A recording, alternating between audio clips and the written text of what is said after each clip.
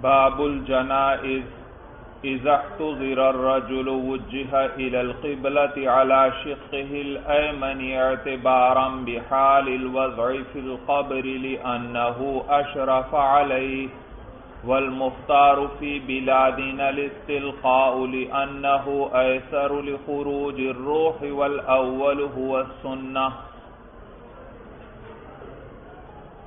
باب الجنائز، کتاب الصلاۃ ختم ہونے والی ہے اور تمام نمازیں بیان ہو گئیں۔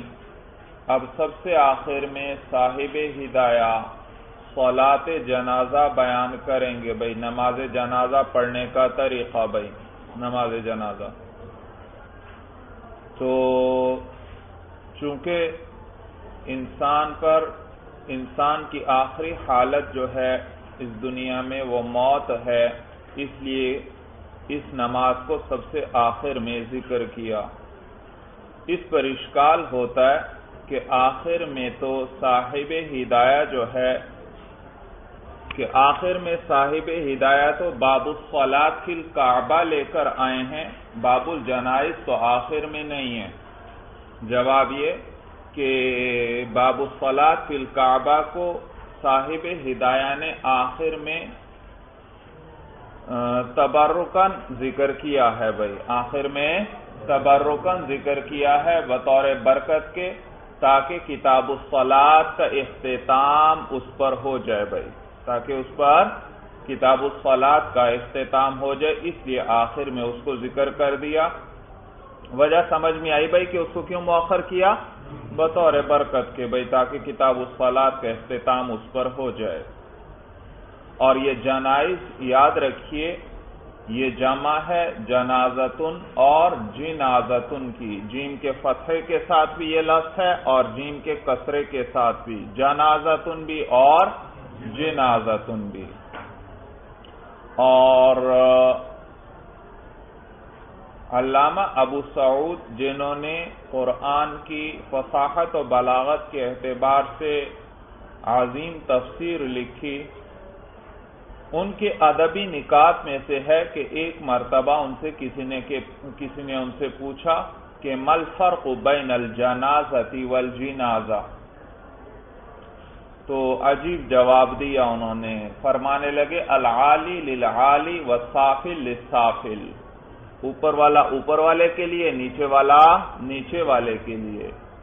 تو جنازہ دیکھیے اس میں جیم پر زبر ہے، اوپر ہے، تو یہ اوپر والی چیز یعنی میت کے لیے ہے، اور جنازہ اس میں جیم کے نیچے کسرہ ہے، تو یہ نیچے والی چیز یعنی وہ چارپائی کے لیے ہے جس پر میت پڑی ہو۔ بھائی تو یہ فرق ہے بھائی، جنازہ کس کے لیے ہے؟ میت کے لیے، اور جنازہ کسے کہتے ہیں؟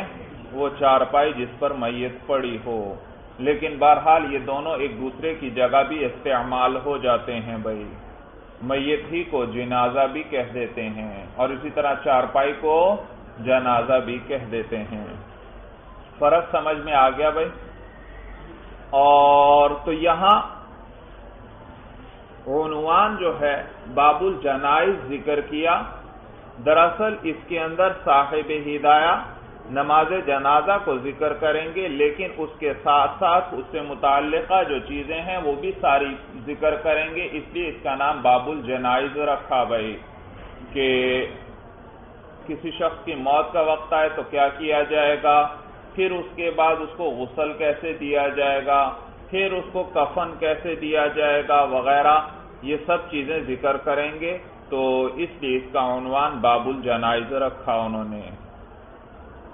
دیکھیے اب کتاب پر باب الجنائز اذا احتضر الرجل وجه الى القبلة على شقه الأيمن۔ اذا احتضر الرجل، جب کسی آدمی کی موت کا وقت آ جائے، جب کسی شخص کی موت کا وقت آ جائے، کوئی شخص مرنے لگے تو عربی زبان میں کہتے ہیں احتضر الرجل، اس شخص کی موت کا وقت آ گیا ہے، وہ مرنے لگا ہے، تو کہتے ہیں اذا احتضر الرجل، جب کسی آدمی کی موت کا وقت آ جائے، وجہ الی القبلۃ، تو اس کو متوجہ کر دیا جائے قبلے کی طرف، علی شقہ الایمن، دائیں پہلو پر، دائیں پہلو پر لٹا کر اس کا رخ کس طرف کر دیا جائے؟ قبلے کی طرف کر دیا جائے۔ کس وقت؟ جب کسی آدمی کی موت کا وقت آ جائے بھائی، اور علماء نے اس کی علامات بیان کی ہیں بھائی، کہتے ہیں جس وقت کسی آدمی کا سانس اکھڑ جائے، سانس تیز تیز چلنے لگے، اور ناک ٹیڑھی ہو جاتی ہے کچھ انسان کی، اور کن پٹیاں اندر کو دھنس جاتی ہیں بھائی، تو اس وقت پھر سمجھ جائیں کہ اس شخص کی موت کا وقت آ گیا ہے، اور اس وقت اس کے پاس اونچی آواز سے انسان کلمہ پڑھنا شروع کر دے بھائی، شہادتین پڑھنا شروع کر دے اس کے سامنے، لیکن اس کو کہے نہ پڑھنے کا بھائی، اونچی آواز سے تو پڑھے انسان یہ شہادتین، لیکن اس کو نہ کہے، حکم نہ دے کہ یہ پڑھو یہ پڑھو، اس لیے کیونکہ یہ وقت بڑی سختی کا ہے بھائی، بڑی ہی شدید تکلیف کا وقت ہے، یہ بہت شدید، اتنی تکلیف کہ کہتے ہیں اسے بیان نہیں کیا جا سکتا۔ تو کہتے ہیں موت اتنی سخت ہے، یہ اسی طرح ہے جیسے ایک خاردار شاخ ہو، کانٹوں والی شاخ ہو، اور اس کے اوپر کوئی نرم و نازک باریک سا ریشمی رومال یا کپڑا وغیرہ ڈال دیا جائے، تو اب اس رومال یا کپڑے کو کھینچا جائے گا تو یقیناً وہ تار تار ہو جائے گا، ٹکڑے ٹکڑے ہو جائے گا، پھٹ جائے گا۔ تو اسی طرح روح جو ہے بدن کے ایک ایک حصے سے اس کو کھینچ کر نکالا جاتا ہے ایک ایک حصے سے، اور تو بڑی تکلیف کا عالم ہوتا ہے۔ اور اسی طرح روایات میں آتا ہے کہ حضرت عیسیٰ علیہ السلام جو مردوں کو زندہ کرتے تھے اللہ کے حکم سے، ایک مرتبہ ایک مردے کو زندہ کیا اور اس سے پوچھا کس حال میں ہو، تو وہ مردہ کہنے لگا کہ میرے انتقال کو 300 سال گزر چکے ہیں، لیکن موت کے وقت جو تکلیف آئی تھی اسے آج تک میں نہیں بھلا سکا، اس کی تلخی اور کڑواہٹ ابھی بھی میں محسوس کرتا ہوں۔ تو اتنا سخت وقت ہوتا ہے، تو لہذا اس وقت اس کو حکم نہ دے کہ کلمہ پڑھو یا شہادتین پڑھو، بلکہ اس کے سامنے اونچی آواز سے یہ پڑھتا رہے، تو شاید وہ بھی سن کر پڑھ لے بھائی، سن کر پڑھ لے، اور جب ایک دفعہ پڑھ لے تو پھر بار بار اس کو تلقین کرنے کی ضرورت نہیں، بس ایک دفعہ پڑھ لیا کافی ہو گیا، تاکہ اس کا آخری کلام کیا ہو جائے، یہی کلمہ ہو جائے یا یہی شہادتین پر ہو جائے۔ اور ہاں اگر اس کے بعد اس نے پھر کوئی اور کلام کر لیا تو پھر دوبارہ اسی طرح کریں، تاکہ اس کا آخری کلام وہ یہ شہادتین ہو جائے۔ یہ بھی یاد رکھیے بھائی کہ اگر اس حالت میں، اس جانکنی کی حالت میں اگر اس کے منہ سے کوئی کفریہ کلمہ نکل آئے تو اس کی طرف توجہ نہیں کرنی چاہیے، اور یہ نہ سوچے کہ یہ شخص کافر ہو گیا ہے، بلکہ یہ گمان کرنا چاہیے کہ موت کی بے انتہا شدت کی وجہ سے اس کی عقل ہی ٹھکانے نہیں رہی بھائی، عقل ہی ٹھکانے نہیں رہی، اور جب عقل ٹھکانے نہ رہے انسان کی تو پھر اس وقت کے اس کے کسی عمل کا کوئی اعتبار نہیں، لہذا اس کا بھی کوئی اعتبار نہیں بھائی، تو نہ اس کی طرح توجہ کرے نہ کسی اور کو بتلائے بھائی، بلکہ بعد میں بھی اس کے لیے مغفرت کی دعا کرتے رہیں بھائی، مغفرت کی دعا کرتے رہیں۔ اور نیز اس وقت میں جبکہ اس کی روح نکل رہی ہے سورہ یاسین اس کے پاس پڑھی جائے، کیونکہ اس سے بھی موت میں آسانی ہو جاتی ہے بھائی۔ جی دیکھیے اب کتاب پر کہتے ہیں اذا احتضر الرجل وجہ الى القبلة على شقه الایمن، جب کسی شخص کی موت کا وقت آ جائے تو اس کو قبلہ رخ کر دیا جائے، قبلے کی طرف اس کو متوجہ کر دیا جائے، على شقه الایمن، دائیں پہلو پر، اعتبارا بحال الوضع فی القبر، قیاس کرتے ہوئے قبر میں رکھنے کی حالت پر، کس پر قیاس کرتے ہوئے؟ قبر میں رکھنے کی حالت پر، یعنی قبر میں انسان کو اسی طرح رکھا جاتا ہے دائیں پہلو پر کہ اس کا رخ قبلے کی طرف ہو، تو لہذا یہاں پر بھی اس کو دائیں پہلو پر لٹا دیں گے۔ لِأَنَّهُ أَشْرَفَ عَلَيْهِ، اشرف علی الشیء کا معنی ہوتا ہے کسی چیز کے قریب ہونا بھائی، کیونکہ وہ اس قبر کے قریب ہو گیا ہے، تو لہذا اسی حالت، جس حالت میں قبر میں لٹایا جاتا ہے اسی حالت پر اس کو لٹا دیا جائے۔ بھائی جب موت کا وقت آئے تو مرنے والے کو دائیں پہلو پر قبلہ رخ کر کے لٹا دینا چاہیے بھائی، اور اگر سیدھا لیٹا ہوا ہے تو یہ بھی صحیح ہے کہ پاؤں قبلہ رخ کر دیے جائیں اور سر کے نیچے کوئی اونچا تکیہ وغیرہ رکھ دیا جائے تاکہ چہرہ اس کا قبلے کی جانب ہو جائے۔ سیدھا لیٹا ہو اور چہرہ کس طرف ہو جائے؟ قبلے کی طرف، تو یہ بھی صحیح ہے۔ لیکن اگر اس سے دائیں پہلو پر لٹانے سے یا اس طرح لٹانے سے کہ اس کا سر کے نیچے اونچا تکیہ رکھ دیا جائے، چہرہ قبلے کی طرف کر دیا جائے، اس میں اگر اس مرنے والے کو تکلیف ہوتی ہے تو پھر اس کو اسی حالت پر چھوڑ دینا چاہیے بھائی۔ والمختار فی بلادنا الاستلقاء، صاحب ہدایہ فرماتے ہیں اور مختار جو ہے زیادہ پسندیدہ جو ہے ہمارے شہروں میں یعنی ہمارے علاقے میں الاستلقاء چت لٹانا ہے بھائی، یعنی کمر کے بل سیدھا لٹانا ہے، تو اس کو اختیار کیا گیا ہے لِأَنَّهُ أَيْسَرُ لِخُرُوجِ الرُّوحِ، اس لیے کیونکہ یہ زیادہ آسان ہے روح کے نکلنے کے لیے، یعنی اس میں انسان کی روح آسانی سے نکل جاتی ہے تو سیدھا لٹایا جاتا ہے۔ وَالْأَوَّلُ هُوَ السُّنَّةُ، اور اول طریقہ جو ہے وہی سنت ہے، یعنی سنت وہی طریقہ ہے کہ کس پہلو پر لٹایا جائے؟ دائیں پہلو پر۔ وَلُقِّنَ الشَّهَادَتَيْنِ، اور اس کو شہادتین کی تلقین کی جائے، لِقَوْلِهِ صلی اللہ علیہ وسلم لَقِّنُوا مَوْتَاكُمْ شَهَادَةَ أَن لَا إِلَٰهَ إِلَّا اللَّهُ، اور اس کو شہادتین کی تلقین کی جائے بوجہ حضور علیہ السلام کے اس قول کے کہ تم لوگ تلقین کرو اپنے مردوں کو لا الہ الا اللہ کی شہادت کی، لا الہ الا اللہ کی شہادت کی تلقین کرو بھائی۔ تو آپ کہیں گے یہاں پر تو صرف توحید کی جو شہادت ہے اس کی تلقین کا ذکر آ رہا ہے حدیث میں بھائی، تو یاد رکھیے شہادت رسالت جو ہے وہ اس کے تابع ہے، جب اس کا ذکر آ گیا تو طبعاً اس کا بھی ذکر آ گیا بھائی اس کا، اور نیز اس لیے بھی بھائی اس لیے کیونکہ صرف توحید یہ تو نجات کے لیے کافی نہیں جب تک حضور علیہ السلام کے رسالت کا اقرار نہ کیا جائے۔ تو بہرحال یہاں پر مقصد یہ کہ اس کا آخری کلام یہ بن جائے بھائی، آخری کلام، کیونکہ حدیث میں آتا ہے جس کا آخری کلام لا الہ الا اللہ ہوا وہ جنت میں داخل ہو گیا۔ اللہ تعالی ہم سب کو بھی موت کے وقت کلمہ نصیب فرمائے بھائی۔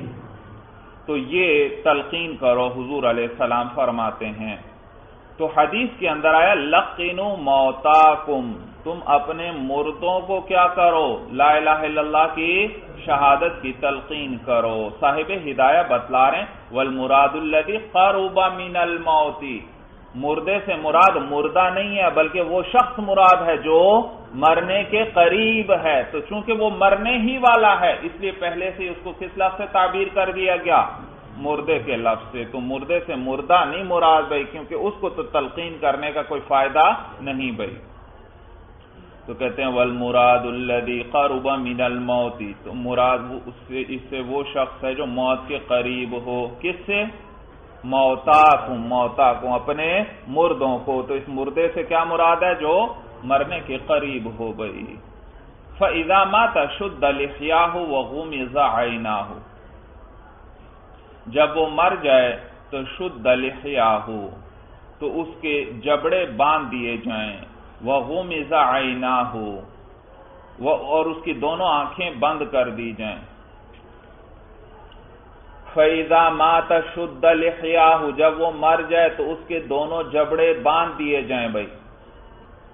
جبڑے دو ہیں انسان کے، ایک اوپر والا حصہ اور ایک نیچے والا جس میں اوپر والے دانت لگے ہیں، اور ایک حصہ نیچے والا جس میں نیچے والے دانت ہیں، تو ان کو باندھ دیا جائے بھائی، ان کو باندھ دیا جائے۔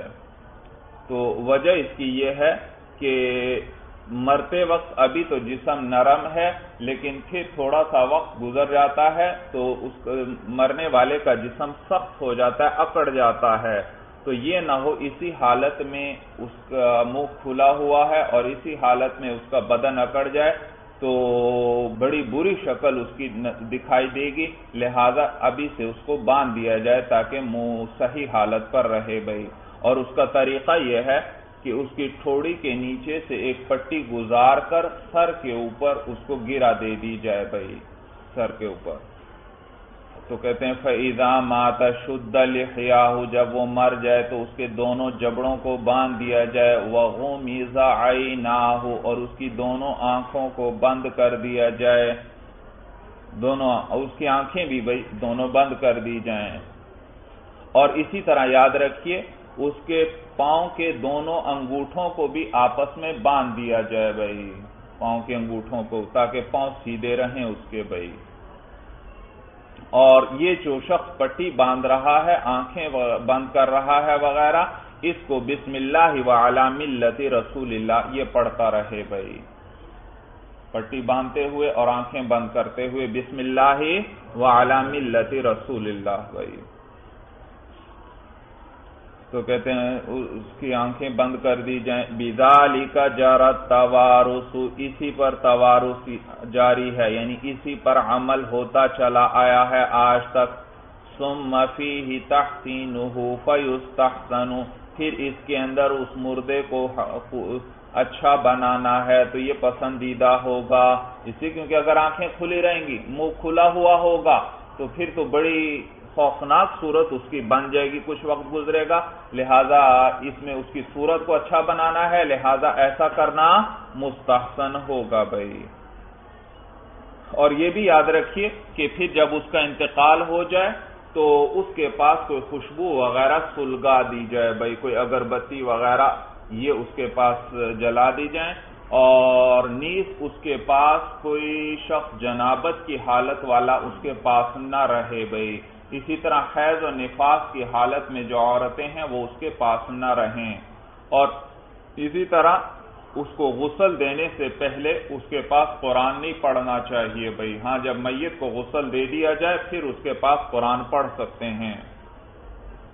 فصل فی الغسل، یہ فصل ہے غسل میت کے بیان میں بھائی۔ یاد رکھو مرنے والے کو غسل دینا یہ زندوں پر فرض ہے بھائی، مرنے والے کو غسل دینا یہ زندوں پر فرض ہے، اور بغیر اس کے نماز جنازہ صحیح نہیں۔ اگر کسی کو غسل دیے بغیر ہی اس پر نماز جنازہ پڑھی گئی تو یہ نماز جنازہ درست نہیں ہے بھائی، لہذا غسل دے کر پھر دوبارہ اس پر نماز جنازہ پڑھنی چاہیے۔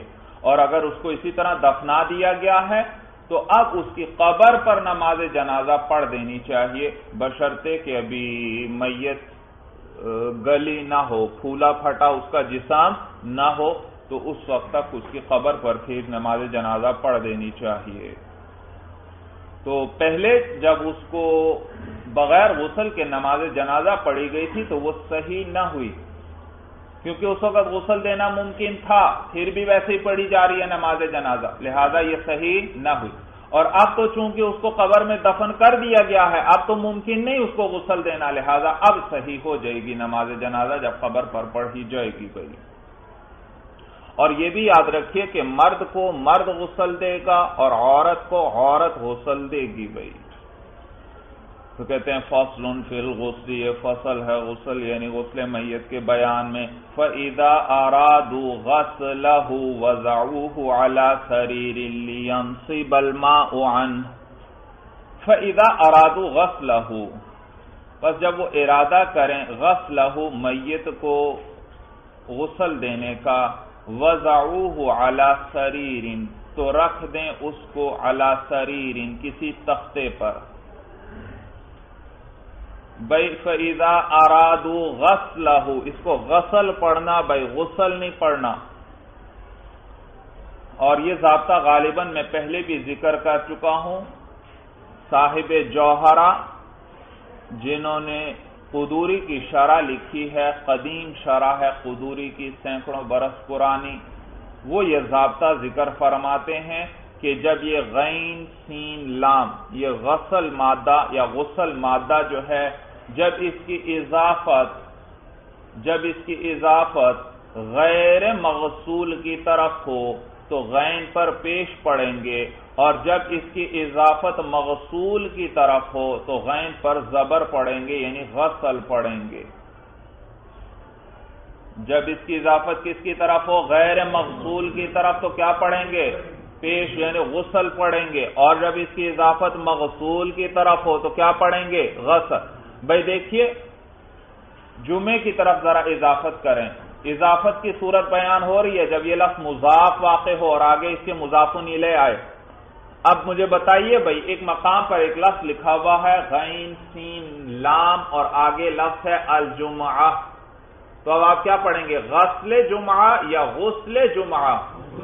ہاں شاباش، غسل جمعہ پڑھیں گے، اس لیے کیونکہ اس مادے کی اضافت ہو رہی ہے جمعہ کے لفظ کی طرف، اور جمعہ تو مغسول نہیں ہے، جمعے کو دھویا جاتا ہے، یا یہ غسل کا وقت ہے، یہ وقت کا نام ہے، تو لہذا یہاں اضافت غیر مغسول چیز کی طرف ہوئی اور اس وقت غین پر پیش پڑا جاتا ہے، اور اگر اضافت مغسول کی طرف ہو تو پھر غین پر زبر پڑیں گے، جیسے یہاں پر غسل کا لفظ ہے اور آگے المیت ہے، میت بھائی، تو کیا پڑھیں گے؟ غسل میت یا غسل میت؟ غسل میت، کیونکہ میت مغسول ہے، اس کو غسل دیا جائے گا، اس کو دھویا جائے گا بھائی، تو یہاں غسل پڑھیں گے۔ اسی طرح اگر لفظ لکھا ہو غین سین لام اور آگے لفظ ہو الجنابت تو کیا پڑھیں گے؟ غسل جنابت یا غسل جنابت؟ غسل جنابت بھائی، سمجھ میں آیا، کیونکہ جنابت مغسول نہیں ہے۔ اور اسی طرح اگر غسل لکھا ہو اور آگے الصوب کا لفظ ہو تو غسل صوب پڑھیں گے یا غسل صوب پڑھیں گے؟ غسل صوب، کیونکہ صوب مغسول ہے، اس کو دھویا جاتا ہے۔ تو ضابطہ کیا ہوا؟ اگر غیر مغسول کی طرف اس لفظ کی اضافت ہو تو غین پر ضمہ پڑھیں گے، اور اگر مغسول کی طرف اضافت ہو تو فتحہ پڑھیں گے، اس پر غسل پڑھیں گے بھائی۔ تو یہاں دیکھیے فَإِذَا أَرَادُوا غَسْلَهُ، ہا ضمیر میت کو راجع ہے تو میت کی طرف اضافت ہوئی، لہذا غسل پڑھیں گے۔ فَإِذَا أَرَادُوا غَسْلَهُ، پس جب وہ لوگ ارادہ کریں اس میت کو غسل دینے کا، وَضَعُوهُ عَلَى سَرِيرٍ، تو رکھ دیں اس کو کسی تختے پر، لِيَنْصِبَ الْمَاءُ عَنْهُ، تاکہ پانی اس سے بہہ جائے، وَجَعَلُوا عَلَى عَوْرَتِهِ خِرْقَةً، اور ڈال دیں اس کی شرمگاہ پر خرقتن، کوئی کپڑے کا ٹکڑا، اقامۃ لواجب الستر، قائم کرنے کے لیے ستر کے واجب کو، وہ ستر جو کہ واجب ہے اس کو قائم کرنے کے لیے، کیونکہ ستر یعنی پردہ پوشی واجب ہے، اس کو قائم کرنے کے لیے اس کی شرمگاہ پر کپڑا ڈال دیا جائے گا بھائی۔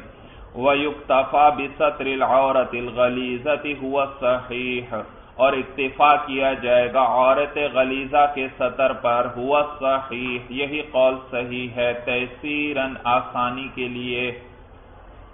بعض روایات میں آیا کہ جیسے زندہ کا سطر تھا، ناک کے نیچے سے لے کر گھٹنوں تک اس سارے حصے پر کیا کر دیا جائے؟ کپڑا ڈال دیا جائے۔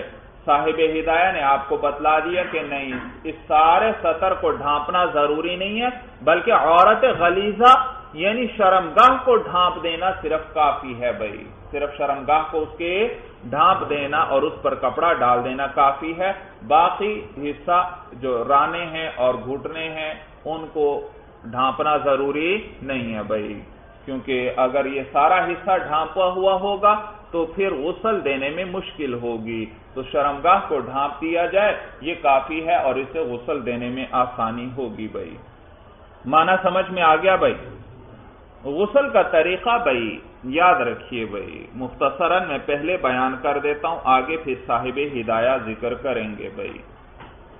غسل کا طریقہ یہ ہے کہ میت کو سب سے پہلے جو ہے استنجا کروایا جائے گا بھائی. اس کو تختے پر لٹا دیا اور اس کے بعد اس کو استنجا کروایا جائے گا پہلے.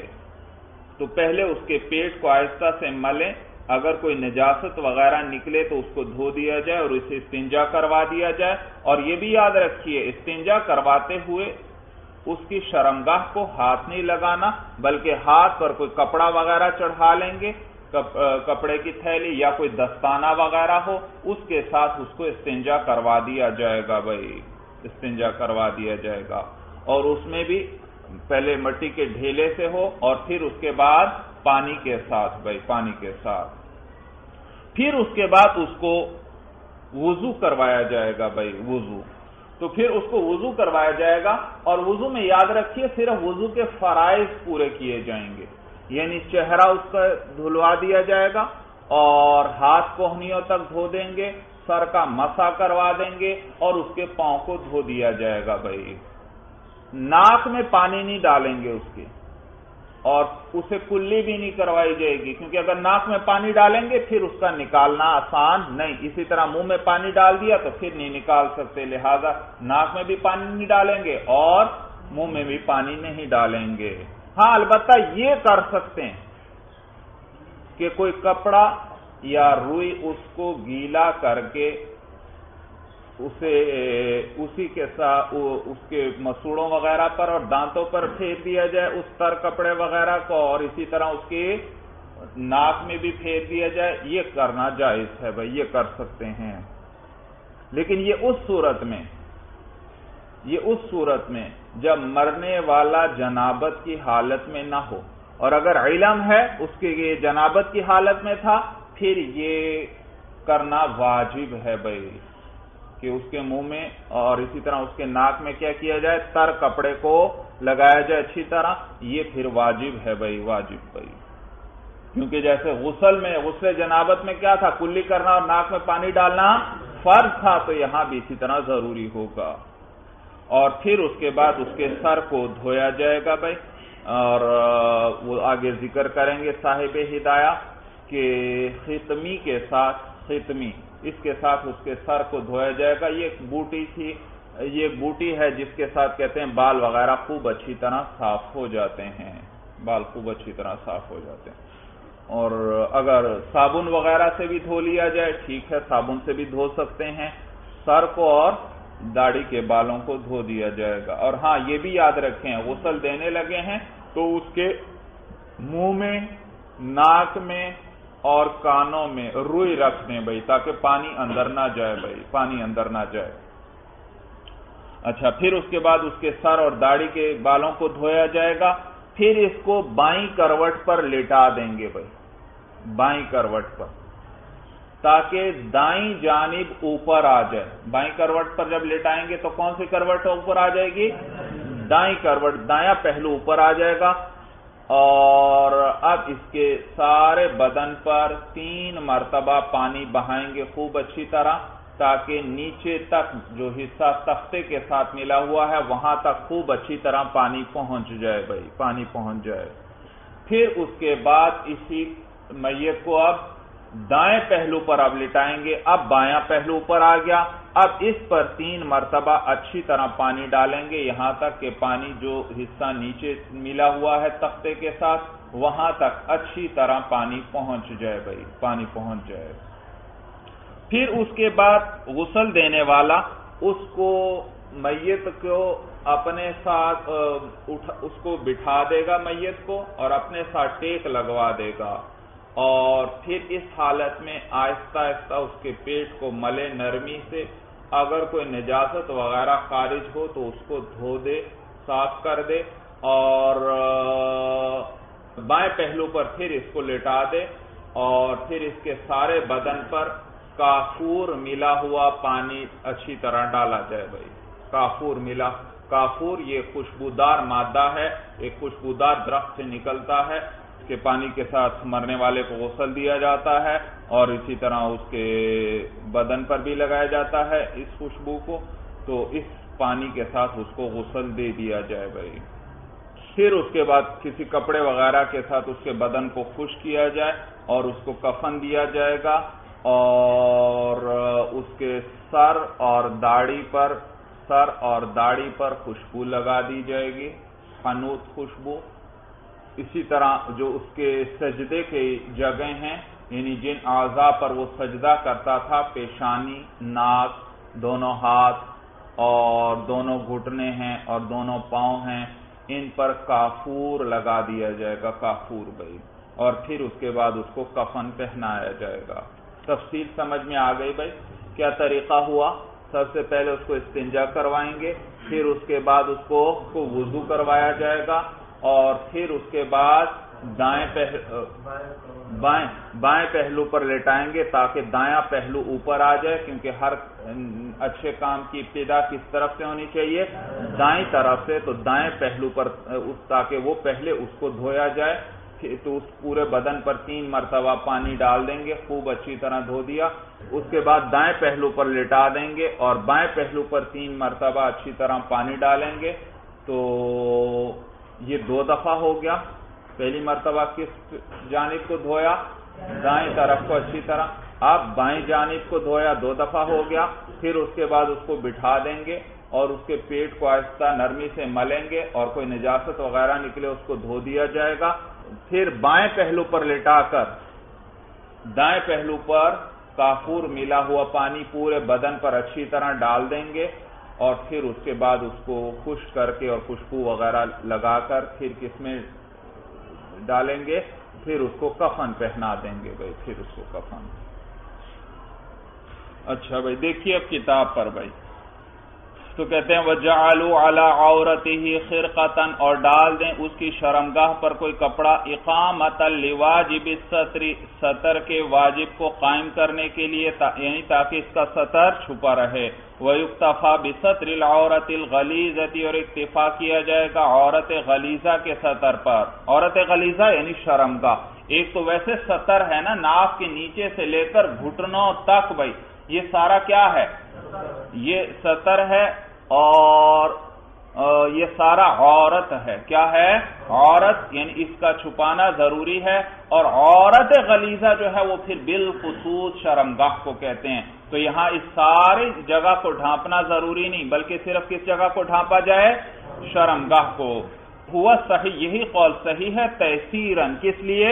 آسانی کے لیے، کہ غسل دینے میں آسانی ہوگی۔ وَنَزَعُوا ثِيَابَهُ، اور اس کے کپڑے اتار دیں، لِيُمْكِنَهُمُ التَّنظِيفَ، تاکہ ان کے لیے صاف کرنا ان لوگوں کے لیے ممکن ہو، جو غسل دینے والے ہیں ان کے لیے صاف ستھرا کرنا ممکن ہو، تو اس کے کپڑے اتار دیں گے، یعنی کپڑوں سمیت اس کو غسل نہیں دیا جائے گا۔ ہاں البتہ نبی کریم صلی اللہ علیہ وسلم کو کپڑوں سمیت غسل دیا گیا تھا بھائی، غسل دیا گیا۔ چنانچہ روایات میں آتا ہے کہ جب حضور علیہ السلام کو وفات کے بعد ان کو غسل دینے کا وقت آیا، تو اب صحابہ آپس میں پریشان ہیں کہ کیا کریں، کیا ان کو بھی عام میتوں کی طرح ان کے کپڑے اتار کر ان کو غسل دیا جائے گا، یا کپڑوں سمیت ان کو غسل دیا جائے گا؟ تو اللہ تعالیٰ نے ان سب پر نیند طاری فرما دی گئی، اور وہ سارے ان سب پر، یہاں تک کہ ان سب کی ٹھوڑیاں ان کے سینوں کو لگ رہی تھیں، سب سو گئے۔ اور اسی کیفیت کے اندر ایک پکارنے والے نے پکارا، کسی فرشتے نے اونچی آواز سے پکار کر کہا کہ حضور علیہ السلام کو ان کے کپڑوں ہی میں غسل دے دو، اور چنانچہ وہ پھر بیدار ہوئے، اور پھر حضور علیہ السلام کو ان کے کپڑوں سمیت ہی حضور علیہ السلام کو غسل دیا گیا بھائی۔ البتہ عام لوگوں کو غسل دیتے ہوئے ان کے کپڑے اتارے جائیں گے۔ تو کہتے ہیں وَنَزَعُوا ثِيَابَهُ لِيُمْكِنَهُمُ التَّنظِيفَ، اور اس میت کے کپڑے اتار دیں گے تاکہ ممکن ہو ان لوگوں کے لیے اس کو صاف ستھرا کرنا۔ وَوَضَّعُوهُ مِنْ غَيْرِ مَضْمَضَةٍ وَاسْتِنْشَاقٍ، وَضَّعَ کے معنی وضو کروانا، وَوَضَّعُوهُ، اور اس کو وضو کروائیں گے، مِنْ غَيْرِ مَضْمَضَةٍ وَاسْتِنْشَاقٍ، بغیر کلی کروائے اور ناک میں پانی ڈالے۔ لأن الوضوء سنت الاغتسال، اس لیے کیونکہ وضو غسل کی سنت ہے، تو پہلے کیا کروا دیں؟ غسل دینے لگے تو پہلے وضو کروا دیں۔ غیر ان اخراج الماء منہ متعذر فیترکان، علاوہ اس کے کہ اس سے پانی کا نکالنا ممکن نہیں ہے، فیترکان تو ان دونوں کو چھوڑ دیا جائے گا، یعنی مضمضہ اور استنشاق کو۔ ثم یفیضون الماء علیہ، پھر اس کے اوپر پانی بہائیں گے، پانی ڈالیں گے، اعتبارا بحال الحیات، قیاس کرتے ہوئے زندگی کی حالت پر۔ زندگی میں جیسے کیا طریقہ تھا غسل کا کہ انسان پہلے وضو کرتا ہے اور پھر اس کے بعد اپنے بدن پر پانی ڈالتا ہے، تو یہاں بھی اسی طرح ہوگا۔ وَيُجَمَّرُ سَرِيرُهُ وِتْرًا، یا یوں پڑھ لیں وَيُجْمَرُ، یجمرو پڑھ لیں یا یجمرو، معنی ایک ہی ہے۔ اجمار کہتے ہیں، اجمار دھونی دینا بھائی، خوشبودار دھواں پہنچانا، یا رحمک اللہ، خوشبودار دھواں پہنچانا بھائی، خوشبودار دھواں۔ تو وَيُجْمَرُ سَرِيرُهُ وِتْرًا، اور اس کا جو تخت ہے جس پر اس کو غسل دیا جائے گا اس کو دھونی دی جائے، وطرن طاق مرتبہ، یعنی 3 یا 5 یا 7 مرتبہ، کوئی خوشبودار چیز سلگا کر اور اس کے تخت کے گرد اچھی طرح چاروں کونوں پر اور پورے تخت کو دھواں پہنچ جائے، 3 مرتبہ یا 5 مرتبہ یا 7 مرتبہ، طاق عدد کے ساتھ، یعنی طاق عدد کے ساتھ۔ سمجھ میں آیا بھائی؟ کوئی خوشبودار چیز جیسے اگربتی وغیرہ اس طرح کی چیز یا جو بھی ہو تو خوشبودار دھواں، تاکہ اس کے بو وغیرہ ختم ہو جائے، تو اس کے تخت جو ہے اس کو دھونی دی جائے گی طاق مرتبہ۔ اس کی کیا وجہ ہے؟ کہتے ہیں لما فیہ من تعظیم المیت، اس وجہ سے کہ اس کے اندر میت کی تعظیم ہے۔ اور طاق مرتبہ کیوں دی جائے گی؟ کہتے ہیں وَإِنَّمَا يُوتَرُ لِقَوْلِهِ صلی اللہ علیہ وسلم ان اللہ وطر یحب الوطر، بوجہ حضور علیہ السلام کے اس قول کے کہ وہ فرماتے ہیں کہ اللہ تعالیٰ وطر ہیں، طاق ہیں، یحب الوطر، اور طاق سے محبت کرتے ہیں، طاق عدد کو پسند کرتے ہیں۔ وَيُغْلَى الْمَاءُ بِالسِّدْرِ أَوْ بِالْحُرْزِ، اور ابالا جائے گا، جوش دیا جائے گا پانی کو، بالسدر بیری کے ساتھ، او بالحرز یا اشنان کے ساتھ۔ بھائی جس پانی کے ساتھ میت کو غسل دینا ہے اس پانی کو بیری کے پتے ڈال کر ابالا جائے گا، اس کو جوش دیا جائے گا بیری کے، اس وجہ سے کہ یہ جو پانی جس میں بیری کے پتے ڈال کر ابالے گئے ہوں اس سے صفائی اچھی طرح حاصل ہوتی ہے، یہ میل کچیل کو خوب اچھی طرح صاف کرتا ہے، تو اس لیے ایسا کیا جائے گا۔ اور نیز اس لیے بھی کہتے ہیں کہ اس سے جو میت ہے اس کو بھی فائدہ ہوتا ہے کہ اس سے لاش جو ہے وہ جلدی خراب نہیں ہوتی۔ تو او بالحرز یا اشنان کے ساتھ، بیری کے پتوں کے ساتھ اس پانی کو ابالا جائے، یا کس کے ساتھ؟ اشنان۔ اشنان یہ بھی ایک بوٹی ہے اور اسے صابن کی طرح استعمال کیا جاتا اور اس سے صابن کی طرح صفائی حاصل ہوتی ہے۔ تو ان 2 چیزوں میں سے کسی ایک کے ساتھ پانی کو ابالا جائے، مبالغتاً فی التنظیف، صفائی میں مبالغہ کرنے کے لیے، یعنی تاکہ خوب اچھی طرح میت پھر اس سے صاف ہو جائے۔ فَإِن لَمْ يَكُنْ، اگر یہ نہ ہو تو فَالْمَاءُ الْقَرَحُ، قرح قاف پر فتحہ ہے، فَالْمَاءُ الْقَرَحُ تو خالص پانی کے ساتھ، کس کے ساتھ غسل دے دیا جائے؟ خالص پانی، یہ جو عام پانی ہوتا ہے، لِحُصُولِ أَصْلِ الْمَقْصُودِ، اصل مقصود کے حاصل ہو جانے سے، کیونکہ عام خالص پانی جو ہے اس سے بھی اصل مقصود حاصل ہو جائے گا، اور اصل مقصود کیا ہے؟ مرنے والے کو غسل دینا ہے، اور وہ اس سے حاصل ہو جائے گا۔ وَيُغْسَلُ رَأْسُهُ وَلِحْيَتُهُ بِالْخِتْمِيِّ، اور دھویا جائے گا اس کے سر کو اور اس کی داڑھی کو، بالختمی، ختمی کے ساتھ۔ بھائی یہ بھی ایک بوٹی کا نام ہے ختمی، اور اس سے بال وغیرہ خوب اچھی طرح صاف ہو جاتے ہیں۔ اور میں نے بتایا اگر یہ نہ ہو صابن وغیرہ سے دھو دے یہ بھی ٹھیک ہے بھائی۔ تو کہتے ہیں دھویا جائے گا اس کے سر کو اور اس کی داڑھی کو ختمی کے ساتھ، لِيَكُونَ أَنْظَفَ لَهُ، تاکہ یہ اس کے لیے خوب صاف کرنے والا ہو، یعنی خوب صفائی اسے حاصل ہو جائے۔ ثُمَّ يُسْجَعُ عَلَى شِقِّهِ الْأَيْسَرِ، پھر اس کو لٹایا جائے اس کے بائیں پہلو پر، کس پہلو پر؟ کیونکہ پہلے کس حصے کو دھونا ہے؟ دائیں پہلو کو، اور دائیں پہلو کو تبھی دھو سکتے ہیں جب لٹائیں بائیں پہلو پر تو دایاں پہلو اوپر آ جائے گا. تو کہتے ہیں ثم یسجع علی شقہ الایسر، پھر اس کو لٹایا جائے اس کے بائیں پہلو پر. فیغسل بالماء والسدر، پھر اس کو دھویا جائے گا پانی اور اس بیری کے ساتھ. حتی یرا ان الماء قد وصل الی ما یلی التخت منہ، یہاں تک کہ دکھائی دے کہ پانی جو ہے وہ تحقیق پہنچ گیا ہے الی ما، اس حصے کو، یلی جو ملا ہوا ہے، التخت کس کے ساتھ؟ تخت کے ساتھ. منہ ای من المیت، کس میں سے؟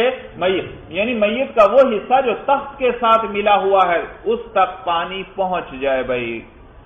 تو اتنا پانی خوب اچھی طرح اس پر ڈالیں. ثم یسجع علی شقہ الایمن، پھر اس کو لٹایا جائے گا اس کے دائیں پہلو پر. فیغسل، تو پھر اس کو دھویا جائے گا. حتی یرا، یہاں تک کہ دکھائی دے کہ ان الماء قد وصل الی ما یلی التخت منہ، کہ پانی جو ہے وہ تحقیق پہنچ چکا ہے اس حصے کو جو تخت کے ساتھ ملا ہوا ہے اس میت میں سے. لأن السنة هو البداية بالميامن، وجہ ذکر کر رہے ہیں کہ یہ آپ نے کیوں کہا کہ پہلے بائیں پہلو پر لٹا کر دائیں پر پانی ڈالیں اور پھر دائیں پہلو پر لٹا کر بائیں پہلو پر پانی ڈالیں. کہتے ہیں لأن السنة هو البداية بالميامن، اس لیے کیونکہ سنت جو ہے وہ ابتدا کرنا ہے دائیں طرف سے. بھائی ہر اچھے کام کی ابتدا کس طرف سے ہونی چاہیے؟ دائیں طرف سے، اس لیے یہ طریقہ بتلایا گیا. ثم یجلسہ، پھر اس کو بٹھا دے، وہ غسل دینے والا اس میت کو بٹھا دے. ویسندہ الیہ، اور اس کی اپنے ساتھ ٹیک لگوا دے، کیونکہ ٹیک نہیں لگوائے گا پھر تو میت پھر گر جائے گی، لہذا اسے اپنے ساتھ ٹیک لگوا دے. ویمسح بطنہ مسحا رفیقا، اور ملے اس کے پیٹ کو مسحا رفیقا، نرمی کے ساتھ. بھائی یاد رکھیے جو لفظ ہے نا رفیقا، تو بعض نسخوں کے اندر یہ اسی طرح رفیقن ہے فا کے ساتھ، اور بہت سے نسخوں میں رقیقن ہے، دونوں جگہ قاف ہیں بھائی قاف، اور معنی دونوں میں ٹھیک بنتا ہے. رفیقن کہیں یا رقیقن، مراد کیا ہے کہ کس طرح پیٹ کو ملا جائے؟ نرمی کے ساتھ. یہ معنی ہے وَيَمْسَحُ بَطْنَهُ مَسْحًا رَقِيقًا، اور ملے اس کے پیٹ کو نرمی سے. بھائی یہ کیوں؟ تحرزاً عن تلویث الکفن، کفن کے آلودہ ہونے سے بچنے کے لیے. کفن کے آلودہ ہونے سے بھائی اس لیے اس کے پیٹ کو ملا جائے گا تاکہ اگر کوئی نجاست وغیرہ ہو اس کے بدن سے نکل جائے، کہیں ایسا نہ ہو بعد میں کفن کیا ہو جائے؟ آلودہ ہو جائے، گندا ہو جائے. تو تحرزاً عن تلویث الکفن، بچنے کے لیے کفن کے آلودہ ہونے سے. فَإِنْ خَرَجَ مِنْهُ شَيْءٌ غَسَلَهُ، پس اگر اس میت سے کوئی چیز نکلے، یعنی پیٹ کو آہستہ آہستہ ملا، اگر اس سے کوئی چیز پخانہ وغیرہ نکلا، غَسَلَهُ، تو اس کو دھو دے. وَلَا يُعِيدُ غَسْلَهُ وَلَا وُضُوءَهُ، اور اس کو غسل اور وضو دوبارہ لوٹانے کی ضرورت نہیں. پیٹ کو آہستہ ملا، بھائی اسے نجاست نکلی تو اب اس کے بعد دوبارہ وضو کروانے اور پھر غسل کو لوٹانے کی ضرورت نہیں. بھائی کیوں نہیں ضرورت؟ نجاست بدن سے خارج ہوئی ہے تو دوبارہ وضو ہونا چاہیے، دوبارہ غسل ہونا چاہیے. کہتے ہیں بھائی لِأَنَّ الْغُسْلَ عَرَفْنَاهُ بِالنَّفْسِ، اس لیے کیونکہ غسل جو ہے اس کو ہم نے نفس سے جانا ہے. حدیث سے ہمیں پتا چلا کہ میت کو کیا کرنا چاہیے؟ غسل دینا چاہیے، ورنہ تو مردہ ان چیزوں سے بے نیاز ہو چکا ہے، اس کو وضو اور غسل کی کوئی حاجت نہیں ہے. اس کو وضو اور غسل کی حاجت نہیں ہے. البتہ چونکہ شریعت نے ہمیں بتلایا ہے، نفس میں سے ہمیں پتا چلا کہ مرنے والے کو غسل دینا زندوں پر فرض ہے، اور وہ فرض ہم ایک مرتبہ ادا کر چکے، ایک دفعہ غسل اس کو دے دیا گیا ہے. بھائی دلیل سمجھ میں آئی بھائی؟ لأن الغسل عرفناه بالنفس وقد حصل مرة، اس لیے کیونکہ یہ غسل جو ہے اس کو ہم نے نفس سے یعنی حدیث سے جانا ہے. وقد حصل مرة، اور تحقیق یہ ایک مرتبہ حاصل ہو چکا ہے. ثم ينشفه بصوب، پھر اس کو خشک کر دے. نشف ينشف کے معنی خشک کرنا، پونچھ دینا. ثم ينشفه بصوب، پھر اس میت کو کسی کپڑے سے پونچھ ڈالے، اس کو خشک کر دے. کہ لا تبتل اکفانہ، تاکہ کہیں اس کے کفن گیلے نہ ہو جائیں. وَيَجْعَلُهُ أَيْ الْمَيِّتَ فِي أَكْفَانِهِ، اور پھر ڈال دے اس مرنے والے کو فی اکفانہ، اس کے کفنوں میں، یعنی اس کے کفن پھر اس کو پہنا دے۔ وَيَجْعَلُ الْحَنُوتَ عَلَى رَأْسِهِ، اور ڈال دے حنوت، حنوت خوشبو، بھئی یہ خوشبو کا نام ہے، کوئی بھی خوشبو استعمال کر سکتے ہیں۔ وَيُجْعَلُ الْحَنُوتُ عَلَى رَأْسِهِ وَلِحْيَتِهِ، اور حنوت خوشبو جو ہے اس کے سر اور داڑھی پر لگا دی جائے۔ وَالْكَافُورُ عَلَى مَسَاجِدِهِ، اور کافور خوشبو لگا دی جائے عَلَى مَسَاجِدِهِ، اس کے سجدوں کی جگہ، مساجد جمع ہے مسجد کی، سجدے کی جگہ بھائی جو ہے، تو اس کے سجدوں کی جگہ سجدے کے اعضاء پر کافور لگا دیا جائے۔ لِأَنَّ التَّطَيُّبَ سُنَّةٌ، اس لیے کیونکہ خوشبو لگانا یہ سنت ہے۔ وَالْمَسَاجِدُ أَوْلَى بِزِيَادَةِ الْكَرَامَةِ، اور سجدے کے اعضاء جو ہیں وہ زیادہ لائق ہیں کرامت کے، یعنی وہ زیادہ احترام کے لائق ہیں، تو ان پر خوشبو لگا دی جائے یہ کافور بھائی۔ سمجھ میں آیا بھائی؟ میں نے بتلایا کہ یہ کافور ایک خوشبودار درخت ہے، اور اسی سے ایک مادہ حاصل ہوتا ہے شفاف سا، وہ خوشبودار مادہ کافور کہلاتا ہے۔ وَلَا يُسَرَّحُ شَعْرُ الْمَيِّتِ وَلَا لِحْيَتُهُ، اور کنگھی نہیں کی جائے گی مرنے والے کے بالوں میں اور اس کی داڑھی میں۔ وَلَا يُقَصُّ ظُفُرُهُ وَلَا شَعْرُهُ، اور کاٹے نہیں جائیں گے اس کے ناخن اور نہ اس کے بال۔ لقول عائشہ رضی اللہ تعالی عنہا علامتاً سون میتکم، بوجہ حضرت عائشہ رضی اللہ تعالی عنہ کے قول کے آپ فرماتی ہیں، حضرت عائشہ رضی اللہ تعالی عنہ فرماتی ہیں علامتاً سون میتکم، کس وجہ سے تم اپنے مردے کے پیشانی کے بال کھینچتے ہو؟ تم اپنے مرنے والے کے پیشانی کے بال کیوں کھینچ رہے ہو؟ بھئی حضرت عائشہ رضی اللہ تعالیٰ عنہ نے دیکھا کہ ایک عورت جو ہے، ایک عورت جس کا انتقال ہو چکا ہے، بعض عورتیں کیا کر رہی ہیں، اس کے بال کنگھی کر رہی ہیں، تو حضرت عائشہ فرمانے لگی کہ تم کیوں اپنے مردے کی پیشانی کے بال کھینچ رہے ہو؟ یعنی اس کو کس کے ساتھ تعبیر فرمایا؟ کنگھی کرنے کے، کنگھی کرنے کو کس سے تعبیر فرمایا؟ پیشانی کے بال کھینچنے کے ساتھ تعبیر فرمایا بھائی، یعنی ناپسند فرمایا اس کو۔ تو نفع ینسو کے معنی ہوتے ہیں یہ پیشانی کے جو آگے کے بال ہیں ان سے پکڑ کر کھینچنا بھائی۔ اور علامہ، یہ علا جارہ ہے بھائی، علا یا کے ساتھ لکھتے ہیں نا، یا کی صورت میں، اسی کے ساتھ میم آیا تو الف کے ساتھ لکھ دیا گیا۔ اور یہ ما جو ہے نا، ما استفہامیہ ہے بھائی، اور اس پر حرف جر جب داخل ہو جائے تو اس کا الف گر جاتا ہے، آپ نے پڑھا ہے، جیسے قرآن میں بھی ہے عما یتساءلون، اصل میں کیا تھا؟ عما یتساءلون، تو وہ الف جیسے وہاں گر گیا یہاں پر بھی الف گر گیا۔ تو عائشہ فرمانے لگی علامتاً سونا میتکم، کس وجہ سے تم اپنے میت کے پیشانی کے بال کھینچ رہے ہو؟ وَلِأَنَّ هَذِهِ، دوسری دلیل ذکر کر رہے ہیں صاحب ہدایہ، ایک تو یہ نقلی دلیل آ گئی کہ کنگھی وغیرہ نہیں کرنی چاہیے۔ وَلِأَنَّ هَذِهِ الْأَشْيَاءَ لِلزِّينَةِ، اور نیز اس لیے کیونکہ یہ چیزیں زینت کے لیے ہیں، یہ بالوں کا اور داڑھی کا کنگھی کرنا اور ناخنوں اور بالوں کا کاٹنا یہ زینت کے لیے ہیں۔ وَقَدِ اسْتَغْنَى الْمَيِّتُ عَنْهَا، اور مرنے والا ان سے بے نیاز ہو چکا ہے۔ وَفِي الْحَيِّ كَانَ تَنظِيفًا لِاجْتِمَاعِ الْوَسَخِ تَحْتَهُ، اور زندہ کے اندر یہ جو بالوں کا کنگھی کرنا اور ناخنوں اور بالوں کا کاٹنا وغیرہ، ان میں سے ہر ایک جو ہے زندہ کے اندر کان تنظیفاً، یہ کس لیے تھا؟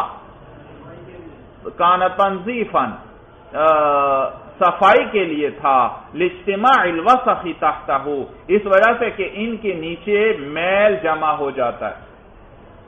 بھائی زندہ شخص جو ہے وہ اپنے ناخن بھی کاٹتا ہے اور بال بھی کاٹتا ہے، اس وجہ سے کہ ان کے نیچے کیا جمع ہو جاتا ہے؟ میل جمع ہو جاتا ہے، تو اس وجہ سے وہ ان کو وقتاً فوقتاً کاٹتا رہتا ہے۔ مرنے والے کے جو ہے وہ اس کے ناخن اور بال نہیں کاٹے جائیں گے۔ تو کہتے ہیں وَفِي الْحَيِّ كَانَ تَنظِيفًا لِاجْتِمَاعِ الْوَسَخِ تَحْتَهُ، تو زندہ کے اندر یہ پاک صاف کرنے کے لیے ہے، اس وجہ سے کہ ان کے نیچے میل جمع ہو جاتا ہے۔ وَصَارَ كَالْخِتَانِ، اور یہ ہو گئے ختنے کے مقام کی طرح۔ یہ کس کی طرح ہو گئے؟ ختنے کے مقام کی طرح ہو گئے۔ اور ختنہ تو بالاتفاق مرنے والے کا اگر ختنہ نہیں ہوا تو بعد میں اس کا ختنہ، مرنے کے بعد پھر اس کا ختنہ نہیں کیا جاتا، تو یہ بال اور ناخن بھی کس کی طرح ہو گئے؟ اسی ختنے کے مقام کی طرح، اور ختنہ تو بالاتفاق مرنے کے بعد نہیں کیا جاتا، لہذا جب یہ اس کی طرح ہو گئے بال اور ناخن تو یہ بھی مرنے کے بعد نہیں کاٹے جائیں گے۔ بھائی دلیل سمجھ میں آ گئی بھائی؟ تو زندہ میں اس کو صفائی وغیرہ ان کے نیچے میل جم جاتا ہے، اس لیے وہ کاٹتا ہے ان کو، لیکن مردہ ان چیزوں سے بے نیاز ہو چکا اور اب اسے زیب و زینت کی ان چیزوں کی حاجت نہیں بھائی۔ تو میں نے بتلایا آپ کو کہ زندوں پر فرض ہے کہ مرنے والے کو غسل دیں بھائی، غسل دیں۔ اور یاد رکھیے جو تفصیل بیان ہوئی یہ غسل کا مسنون طریقہ ہے، مسنون طریقہ، اور اگر کوئی اس طریقے پر عمل نہیں کرتا، صرف میت پر پانی خوب اچھی طرح بہا دیتا ہے تو بھی یاد رکھیے فرض ادا ہو جائے گا۔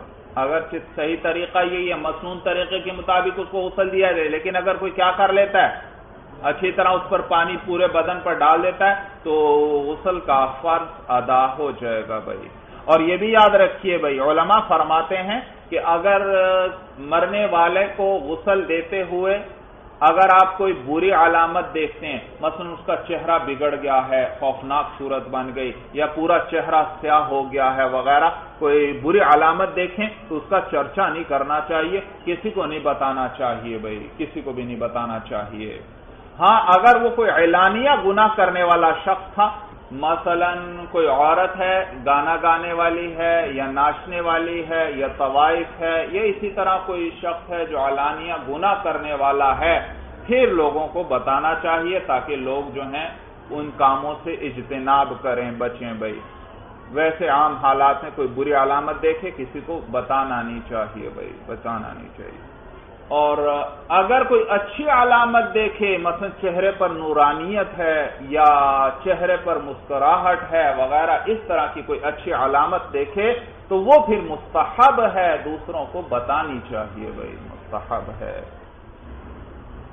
اچھا بھائی میں نے جو آپ کو غسل کی ترتیب بتلائی کہ سب سے پہلے کیا کیا جائے، اس کے دائیں پہلو پر 3 دفعہ پانی ڈالا جائے گا میت کے، اور پھر اس کے بعد اس کے بائیں پہلو پر 3 دفعہ پانی ڈالا جائے گا، اور پھر اس کے بعد اس کے پیٹ کو ملا جائے گا، اور کوئی نجاست وغیرہ نکلے اس کو صاف کر دیا جائے گا، اور پھر اس کے بعد اس کے دائیں پہلو پر کافور ملا پانی 3 دفعہ ڈال دیا جائے گا۔ جبکہ صاحب ہدایہ نے جو ہے صرف 2 مرتبہ پانی ڈالنے کے بارے میں بتلایا کہ 1 مرتبہ اس کے دائیں پہلو پر پانی ڈال دیا جائے اور پھر بائیں پہلو پر پانی ڈال دیا جائے۔ تو یاد رکھیے فقہا نے یہ دونوں طریقے لکھے ہیں بھائی۔ بعض فقہا نے وہ طریقہ بیان کیا جو صاحب ہدایہ ذکر فرما رہے ہیں، اور بعض فقہا فرماتے ہیں کہ پانی 3 مرتبہ ڈالا جائے گا، 3 مرتبہ ڈالنا مسنون ہے، 3 مرتبہ بھائی، اور وہ اسی صورت میں ہے جو میں نے بیان کی کہ پہلے دائیں پہلو پر 3 دفعہ پانی ڈالیں، پھر بائیں پہلو پر 3 دفعہ پانی ڈالیں، اور آخر میں پھر دائیں پہلو پر 3 مرتبہ کافور ملا ہوا پانی ڈالا جائے بھائی۔ ترتیب سمجھ میں آ گئی بھائی، اور علماء نے اس طریقے کو ترجیح دی ہے بھائی کہ کم از کم 3 دفعہ تاکہ پانی ہو جائے، مسنون یہ ہے 3 دفعہ ہونا چاہیے۔